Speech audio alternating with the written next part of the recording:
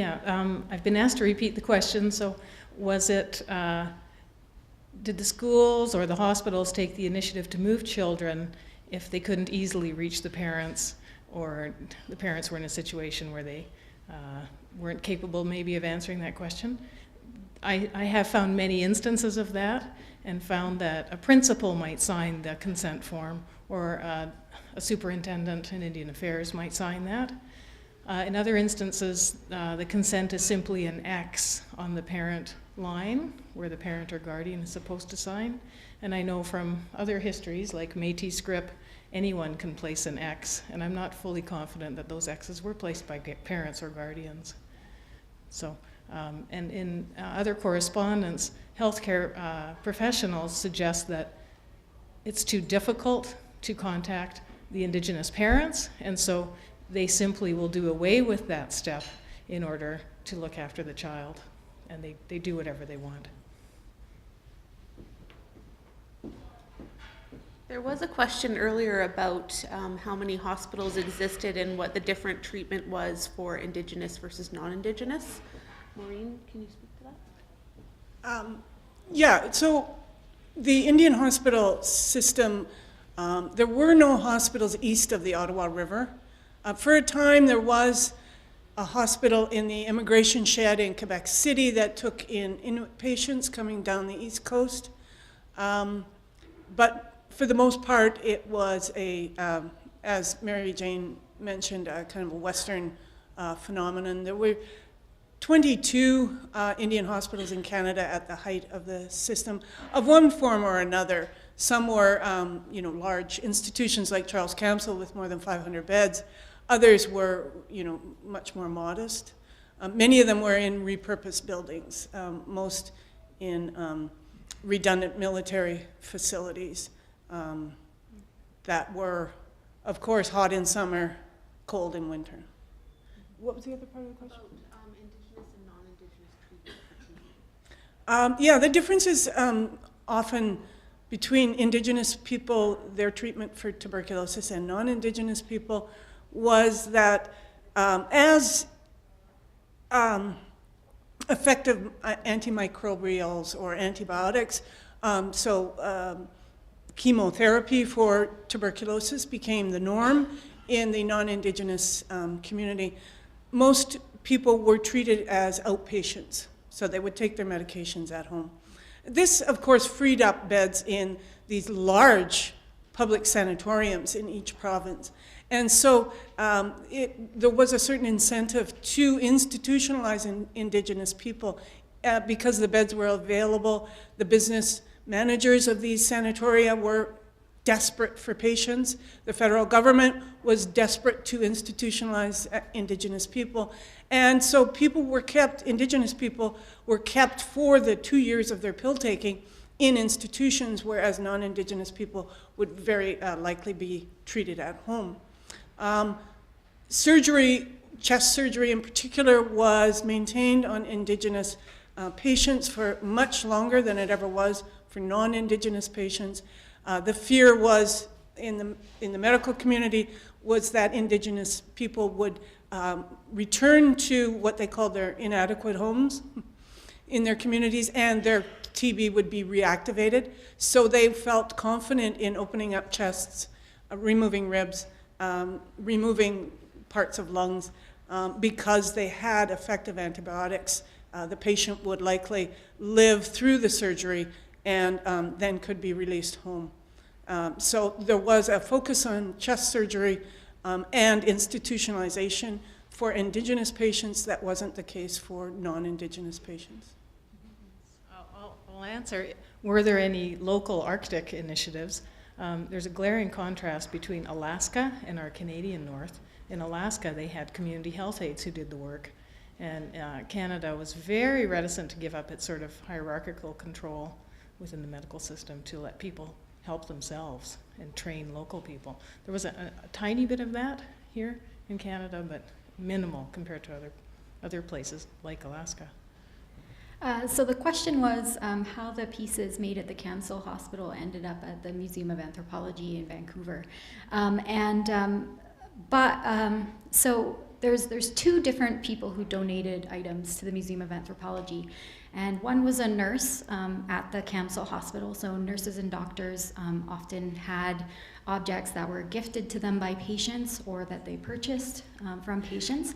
And this doctor's family donated those pieces to the Museum of Anthropology. Another set of pieces, including the bird that I showed, were purchased here in Edmonton by an author and illustrator named Hilary Stewart.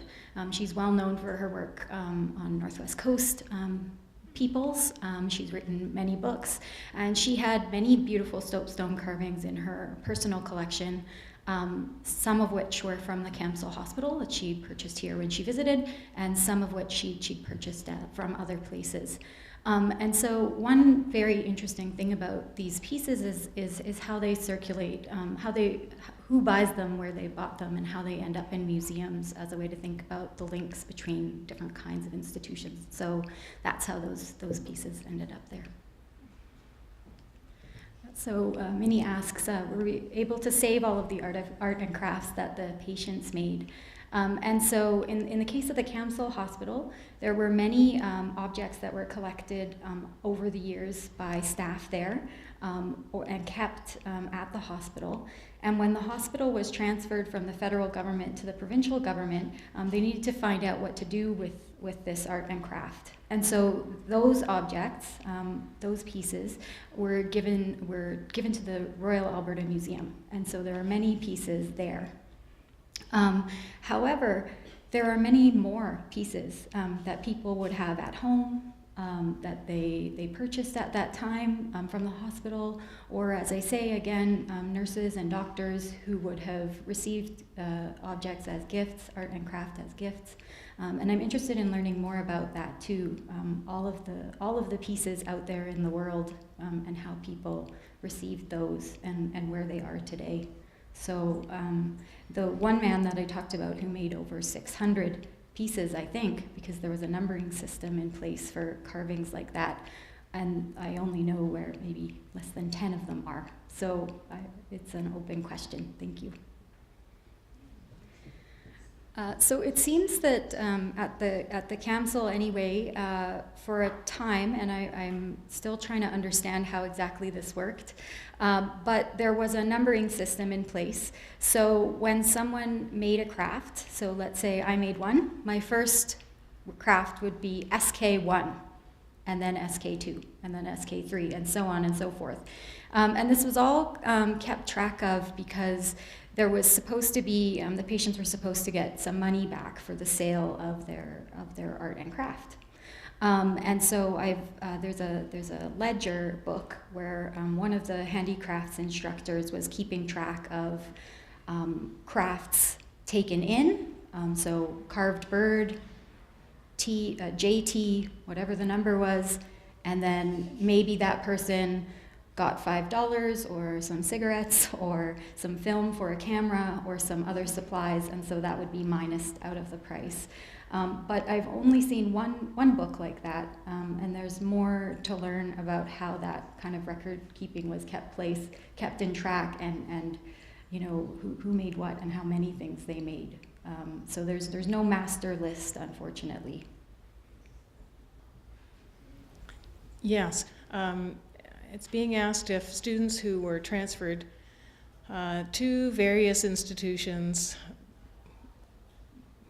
by their family's consent or not, and perhaps even in no consent, let's go with no consent, and even ending up in residential school or in any of these other facilities, Truth and Reconciliation the court case did not recognize those times spent in other institutions as time spent in residential school. And people who spent time in hospital, transferred from residential school to hospital, are now in court trying to gain recognition for their time in hospital as being the same time as they were in school. The problem is now they can't get at their records except through a court order as to their time in the healthcare facilities or in any other facility. So my fear is that because Truth and Reconciliation has ended its mandate, that this kind of tracking of people through the various other institutions isn't being done anymore. and I wish someone would keep doing it. I'll try to do it myself, but I'm only one person. I hope that answers it. Yes, if I can echo your words, the experience of the people within those institutions has been capitalized on by many others. And so lawyers and researchers, and all in the name of trying to uncover the good of this, really haven't answered many of the most important questions. No, and haven't returned the information to the people who are seeking it. Yes, exactly. And as a researcher, I was ashamed and felt that it was an important piece of research to do anyway, but we were even not free to speak on what we found. And this is a real problem for me at this moment, because I feel accountable to the people who's researching. Yes. Yes. Yes. Yes, I agree. Yeah. Thank you for bringing that up. Yeah. Yes. And as a researcher, I'm also not allowed to speak. So they're keeping us apart from one another, but I'm here anyway. I'm happy to talk to you. I will.